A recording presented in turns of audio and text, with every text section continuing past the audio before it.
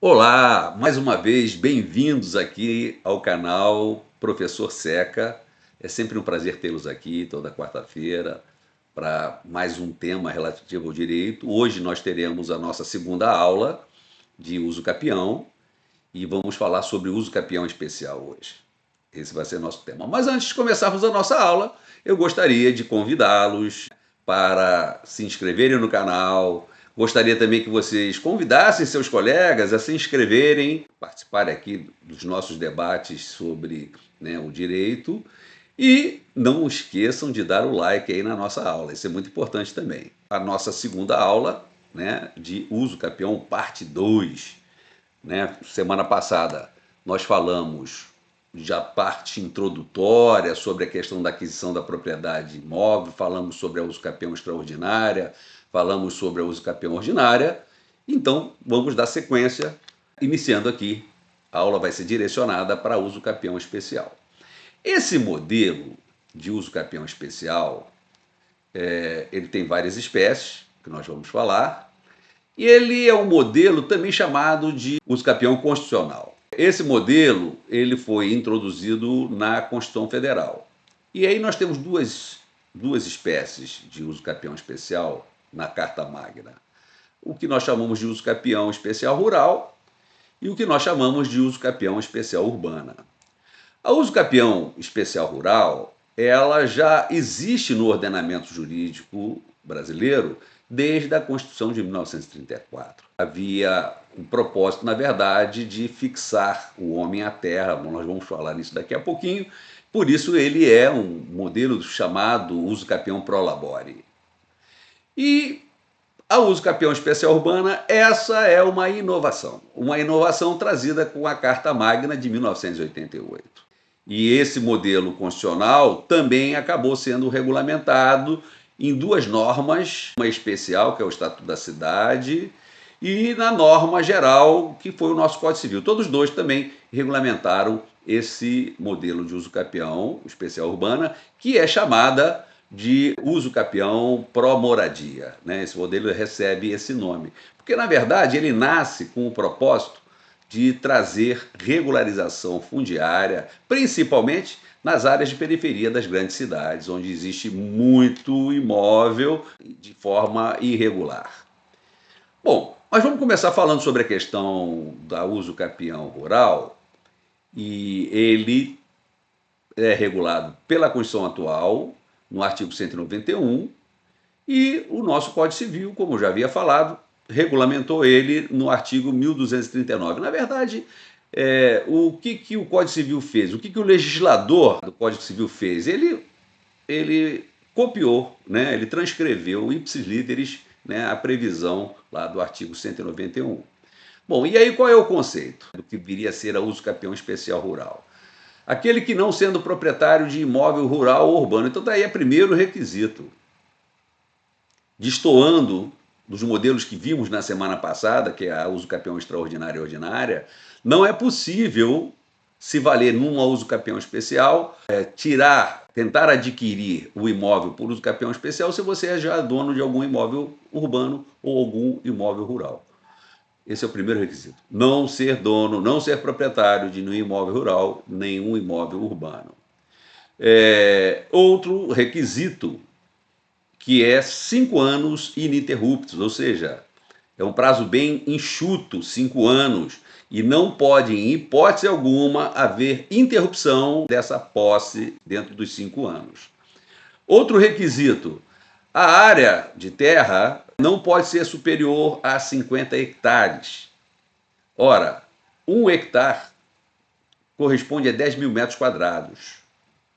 Então, se nós estamos falando de 50 hectares, estamos falando de 500 mil metros quadrados, ou seja, é uma área considerável, não é uma área pequena.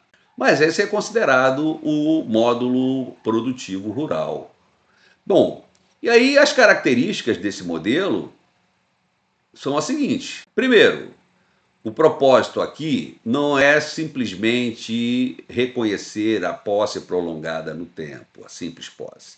O propósito aqui, o objetivo aqui é também e principalmente a fixação do homem no campo, e que este homem e sua família tornem a área produtiva. Lá, essa família vai ter, por meio do objeto desse trabalho, o seu sustento.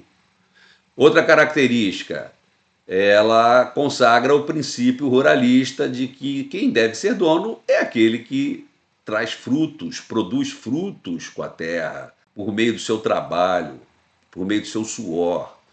E também para que essa família estabeleça lá, nesse local, sua moradia. E por último, esse modelo não exige justo título e nem boa-fé, como é exigido no modelo de uso capião ordinária que nós vimos na semana passada. Bom, um importante destaque que eu coloquei aqui para vocês no slide, destaquei aqui importante, é o seguinte: como o prazo para esse modelo de uso capião é de apenas 5 anos, então não é possível aqui nós termos o que nós chamamos de accessio possessionis. O que é o accessio possessionis? É você poder acrescentar a posse do seu antecedente, do possuidor antecedente, à sua posse. Então, adquirir uma área rural, estou lá na posse há 2 anos, e aí eu vou aproveitar a posse do antecessor para poder adquirir por uso capião especial rural. Isso não é possível aqui. Isso era possível na uso capião extraordinária que nós vimos, na uso capião ordinária, mas aqui não é possível a accessio possessionis, ou seja, aquele que pretende adquirir por uso capião especial rural não pode se valer da posse do antecessor, do possuidor antecessor. Coloquei aqui como destaque também o enunciado 594 da Jornada de Direito Civil, que fala o seguinte: é possível adquirir a propriedade da área menor do que o módulo rural estabelecido para cada região por meio de uso capião especial rural.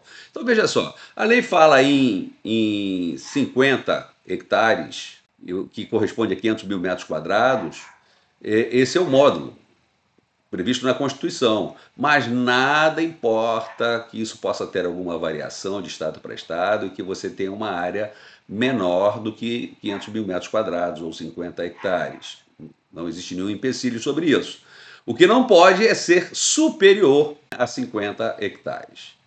Bom, com isso, vamos então para a novidade trazida pela nossa Constituição, que é a uso capião especial urbana, regulada no artigo 183 da Constituição Federal e também positivada, no nosso Código Civil, no artigo 1240.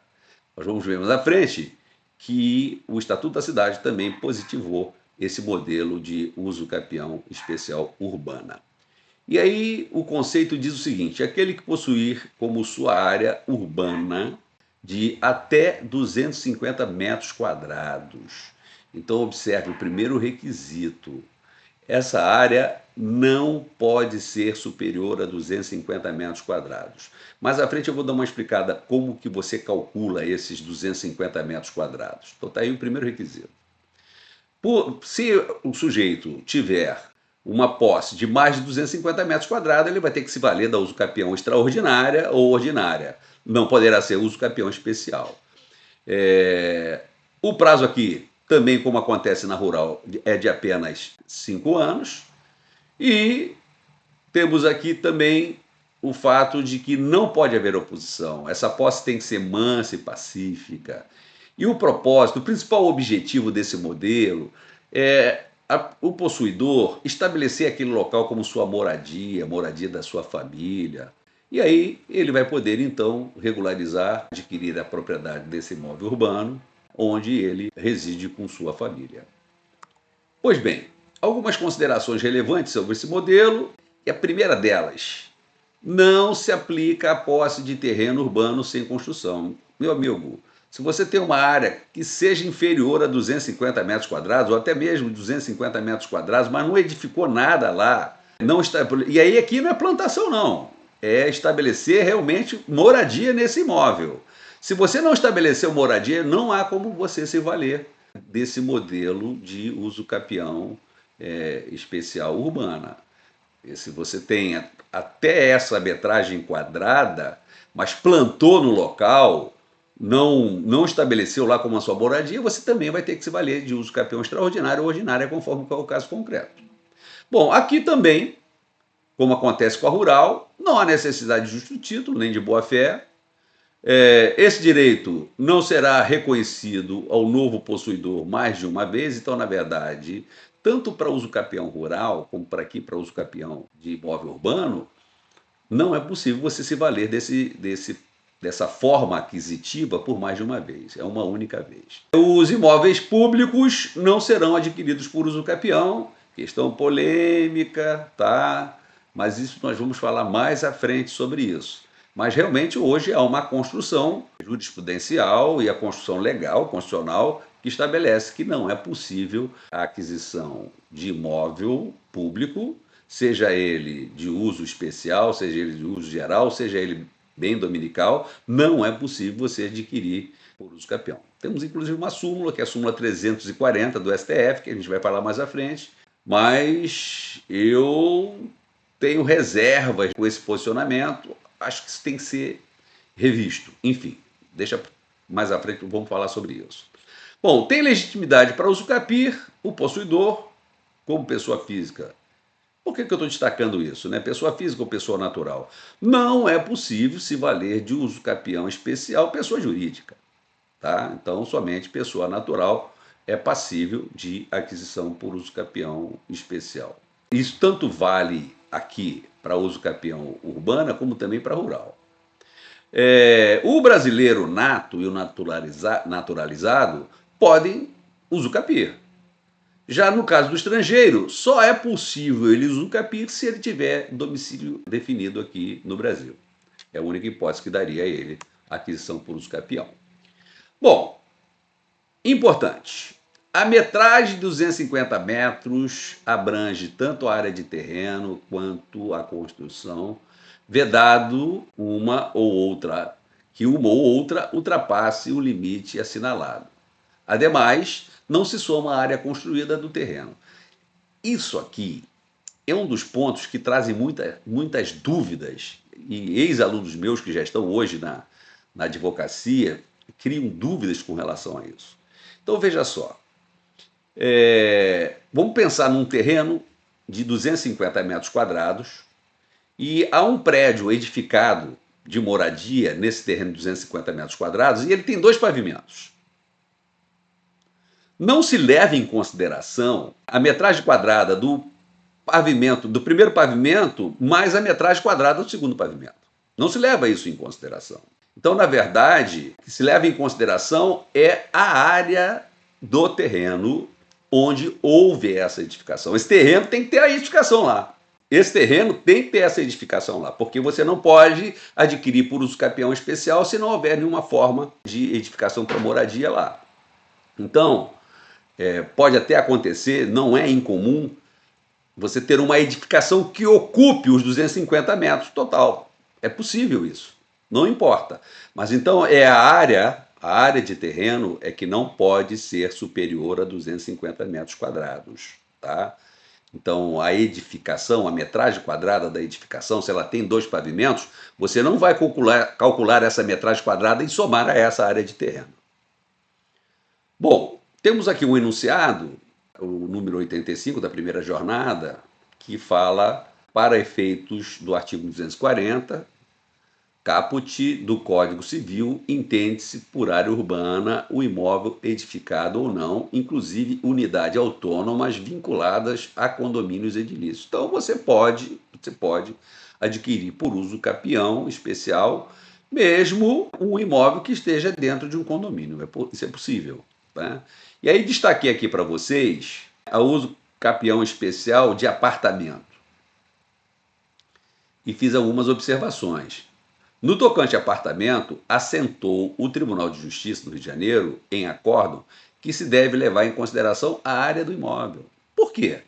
Porque quando você forma um condomínio, na verdade, cada unidade do condomínio ele vai ter uma fração ideal em relação ao terreno. E essa fração ideal geralmente são percentuais muito pequenos.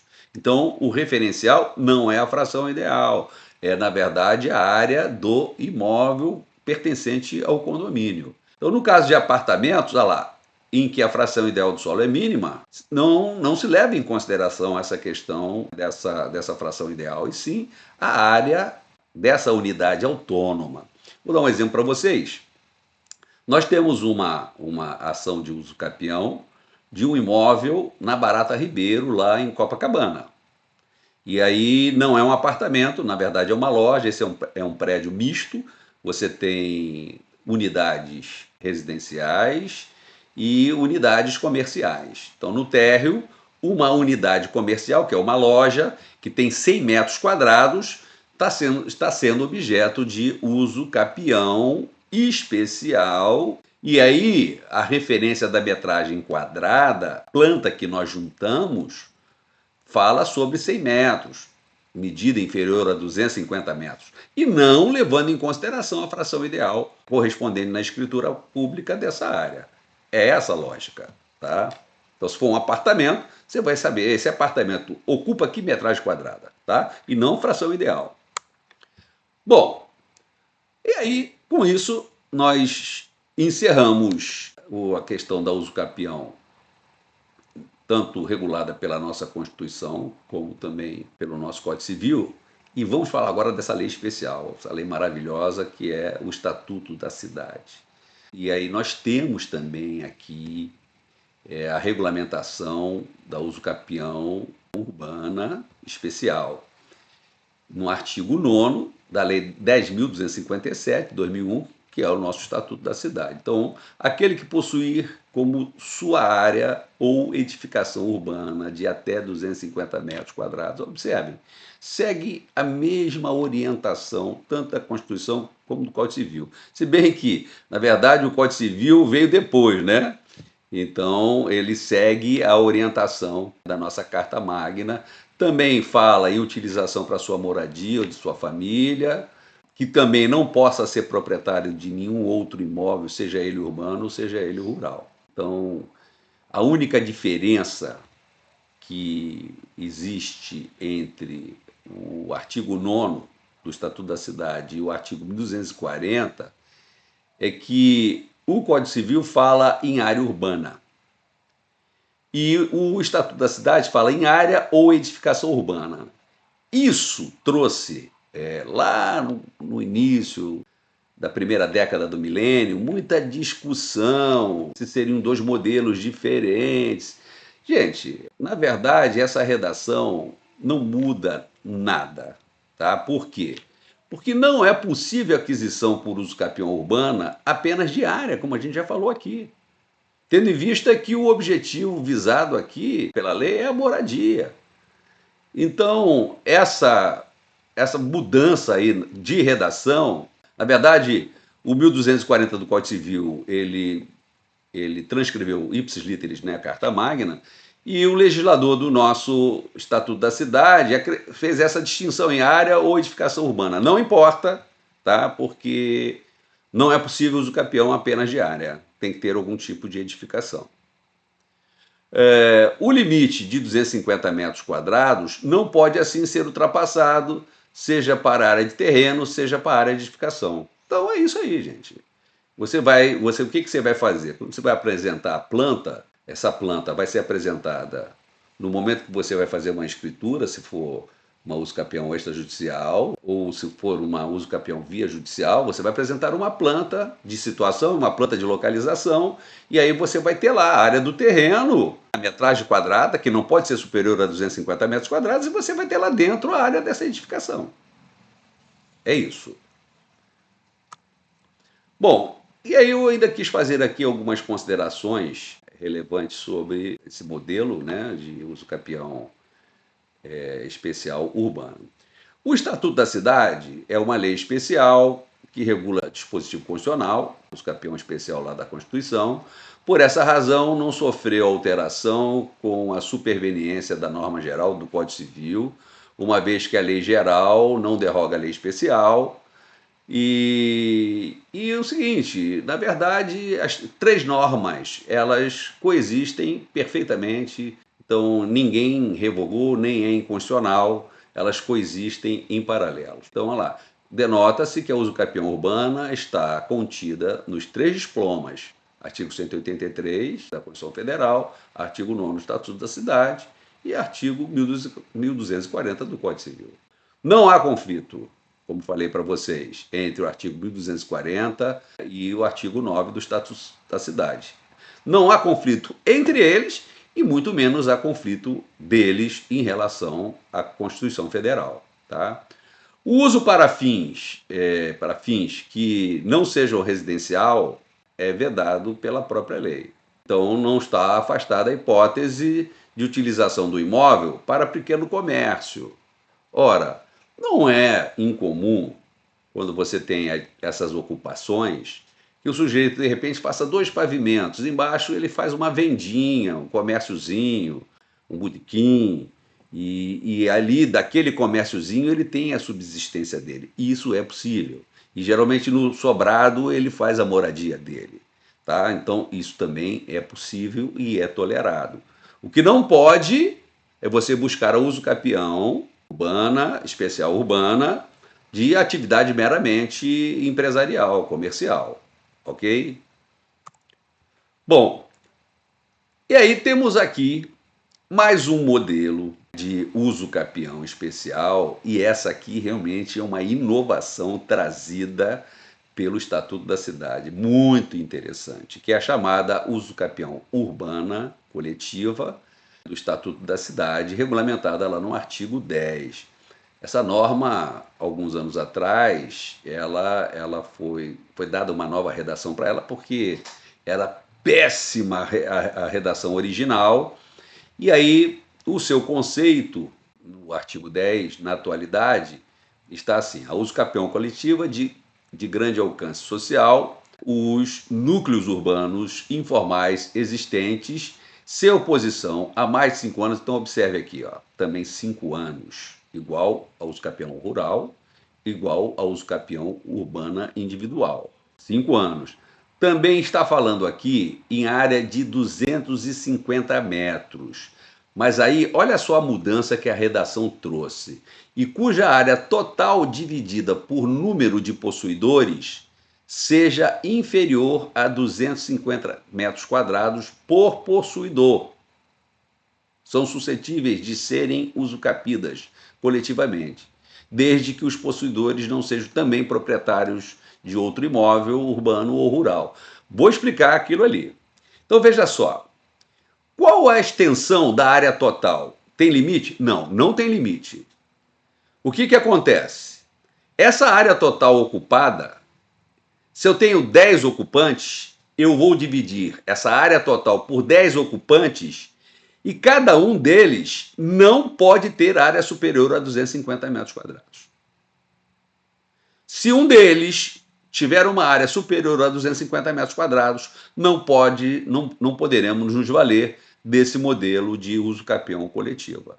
Então você pode, não existe limitação para a área total, mas no momento que eu pego essa área total e dividido pelo número de ocupantes, nenhum deles poderá ter uma área superior a 250 metros quadrados. E aí ficou muito mais clara essa redação trazida a esse artigo 10 do Estatuto da Cidade.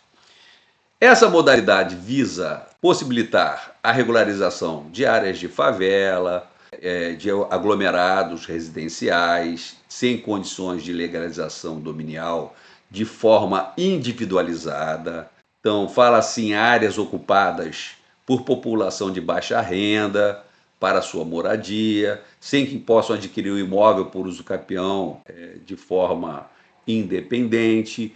Então, na verdade, esse modelo ele faz com que você possa adquirir a propriedade na forma de condomínio. Então você e as outras pessoas serão condôminos. A usucapião coletiva, a usucapião, esse modelo previsto no artigo 10, ele vai, na verdade, formar um condomínio. Então, assim, vocês já devem ter ouvido falar em cortiço. São ocupações em que você não consegue estabelecer uma área individualizada. Você terá áreas comuns, áreas individualizadas, então a melhor solução realmente é você promover a formação, uma regularização na forma de condomínio, atribuindo frações ideais com áreas comuns e áreas que são privadas. Bom, aí eu destaquei aqui o seguinte: a usucapião urbana coletiva constitui modalidade distinta estabelecida no artigo 183. Trata-se de uma nova figura ou modalidade de usucapião cuja contagem do prazo prescricional deve ocorrer a partir da vigência do artigo 10 do Estatuto da Cidade. Então observe o seguinte: esse modelo ele não está lá na Carta de 88. Ele surge em 2001 com o Estatuto da Cidade. Então a contagem desse prazo é posterior a 2001. Eu não posso me valer de prazo anterior por se tratar de um novo modelo trazido pelo Estatuto da Cidade. Então, somente esse prazo de 5 anos, somente após 2001, após a vigência, então, do Estatuto da Cidade.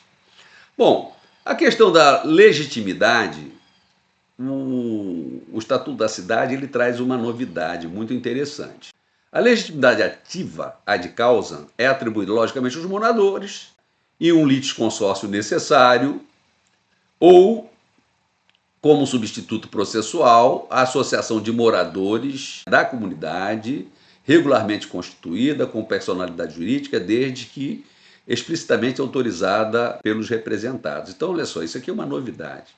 Ou seja, a ação pode ter como autora a associação de moradores. E aqui fala sobre o litisconsórcio necessário ativo. Esse é um problema para os processualistas. Há uma forte corrente, isso a gente vai discutir nas aulas de processo civil, não vai ser aqui agora. Há uma forte corrente que diz o seguinte: não é possível litisconsórcio necessário ativo, somente litisconsórcio necessário passivo. Por quê? Há uma forte corrente processualista que diz que ninguém é obrigado a litigar contra uma pessoa. Então existe essa corrente. Mas eu entendo a corrente na qual eu me filio, eu entendo o seguinte: você pode sim citar para que essa pessoa integre o polo passivo no litisconsórcio necessário. Se ela não quiser, já que ela não pode ser obrigada a litigar, então ela vai figurar no polo passivo.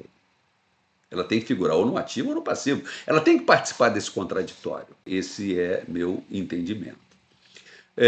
Preponderância do uso do imóvel para fins residenciais, não se afastando a utilização outra para finalidade comercial. Então, aqui, mais uma vez, também é possível que você tenha uma atividade comercial de subsistência, né? Mas a finalidade é para moradia, mas também não impede que você possa ter lá alguma atividade comercial de subsistência. Isso é possível, não afasta essa aquisição, né, da propriedade. Com isso, nós encerramos a segunda aula, né, de uso capião. Na semana que vem, nós vamos dar continuidade com a aula 3. Vamos falar ainda sobre uso capião familiar e a uso capião indígena, antes de entrarmos na uso capião administrativa e na uso capião extrajudicial. Senão a aula de hoje ia ficar muito extensa. Então, espero que tenha contribuído na revisão sobre esse tema para vocês. Mais uma vez, dê o seu like, se inscreva no canal, convide os colegas para participarem. E um beijo no coração de todos. Até a nossa próxima aula.